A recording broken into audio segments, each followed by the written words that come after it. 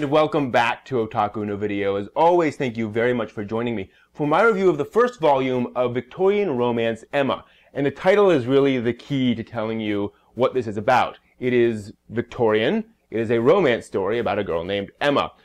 And it is very much a British Victorian story. The author actually hired a historian to ensure the accuracy of all the details and everything you see in the manga. And everyone that I know who's talked about it has said, yeah, this is very accurate. And it is a story of an upper-class man named William who comes across this girl named Emma who works as a maid and is kind of smitten by her, and thus, you know, whatever happens. Now, one of the real keys here is that, without getting into too much spoiler territory, Emma was very low class as a child, and she was brought in and brought up as a maid in this lower middle class household. For Victorian England, that is a massive leap in social status. Emma has a very comfortable life.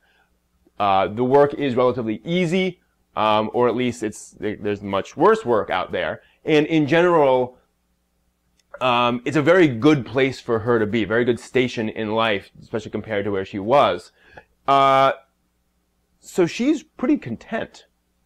She's not really looking to kill the goose that laid the golden egg. And this causes a problem for William, because he's obviously interested in her. And he doesn't want to be that guy, you know, the upper class guy who swoops in and wants to sweep her off her feet. You know, he doesn't want to be that guy. So the question is, how do you do that? How do you not be the lout in all of this? And that is the main issue of the first volume as we watch their relationships. So William is this very polite, quiet young man. He's not quite comfortable with himself. His family is a very wealthy merchant family that's starting to sort of edge into the nobility, the landed gentry, basically. And he's just, you know, he's certainly supporting his family, but he's just not quite sure where he fits into all of this. Emma is a polite, quiet young woman, and she is very comfortable with herself. She's happy. She has a lot of suitors, actually, whom she's not interested in at all. She just doesn't want this to get messed up at all, frankly. And it's one of the neat things. I mean, a lot of folks, when they start telling stories about a highly structured class system like Victorian England, feel a need to make a lot of statements, usually through the characters, about how unfair that is and how, oh my gosh, folks are, you know, in all these different, you know, social strata. And at least at this volume, that's not happening.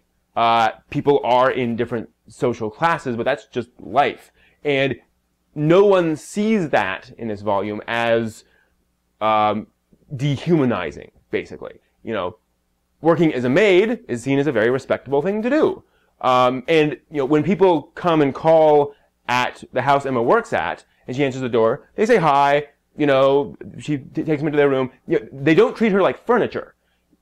You didn't treat people like furniture back then. That was rude.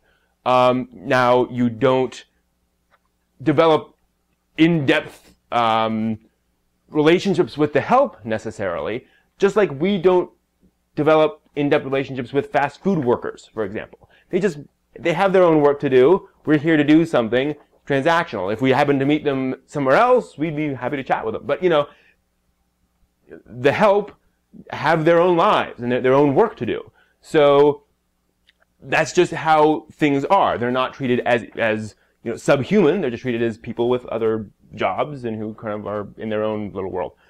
Which is great that we don't get too massively political in this one, or political at all. Now, so the main characters in this one are William and Emma, as well as William's eccentric Indian friend, Hakim, Prince Hakim, who comes in and serves as something of a rival for William in this volume, which is more for comedic fun value.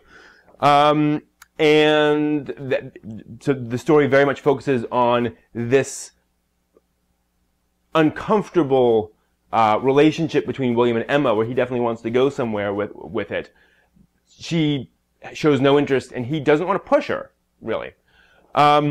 Whereas Hakim is much more willing to pursue her more strongly. Anyway, now the artwork is worth a mention here. I find it somewhat flat. Especially the character design just had this sort of flat feeling to me. The faces also are quite simple, although by manga standards that's usually a good thing. Part of the problem is that the characters, being British, don't have particularly wild facial expressions. Very, very quiet, very subdued. So there's not a lot of variety in these facial expressions, and that can be an issue, a little bit off-putting. And the overall style can seem simple, but is actually very meticulous once you really start looking at it. Particularly the backgrounds. I mean, there's no question the backgrounds can be very, very detailed, mainly because of the desire to make all this very, very accurate. Now, I did find the backgrounds and the settings a little bit clinical, to be honest. None of the rooms or streets or anything had a particular feel to them or atmosphere. It's a room, it's a street, things like that. But that could just be me. And certainly the artwork is effective at telling the story. I was never pulled out of it because of the artwork, which is a very good thing. So those are my views on Victorian Romance Emma Volume 1. If you want to check it out, all 10 volumes have been released in English, although a few of them are getting hard to find. And there was a 2-season anime adaptation made a couple of years ago, and both seasons are available English subbed only over here, Region 1. So that's a very good thing. So if you want to talk Victorian Romance Emma or any other interesting anime and manga, please stop by my website, otakunovideo.net. We have a forum and a blog and all sorts of interesting ways of talking about interesting anime and manga. So that's it, and until next time, good luck with any romances that are below your station.